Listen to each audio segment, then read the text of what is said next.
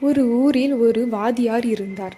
அவர் மதியம் சாப்பிட்ட பிறகு சிறிது நேரம் தூங்குவது வழக்கம். மாணவர்களை பாடம் படிக்கச் சொல்லிவிட்டு அவர் வகுப்பறையிலே சற்று நேரம் தூங்குவார். மாணவர்கள் ஏன் வகுப்பில் தூங்குகிறீர்கள் என்று கேட்பார்கள். அதற்கு அவர் திறமையாக பேசுவதாக நினைத்து தான் தினமும் களவுலைக்குச் சென்று பல பண்டைய காலத்து ஞானிகளை சந்தித்து வருவேன் என கூறுவார். மாணவர்கள் அவர் சொல்வது பொய் என்று தெரிந்து கொண்டு வாத்தியாருக்கு பாடம் கற்றுத்தர ஒரு திட்டம் போட்டார்கள். வாத்தியார் எதிர்பாராத ஒரு நாளன்று அவர் வகுப்புக்குள் நுழையும் நேரம் அனைத்து மாணவர்களும் தூங்குவது போல நடித்தார்கள். மாணவர்களை பார்த்த வாத்தியார் அனைவரையும் எழுப்பி ஏன் வகுப்பில் தூங்குகிறீர்கள் என்று கேட்டு திட்டினார்.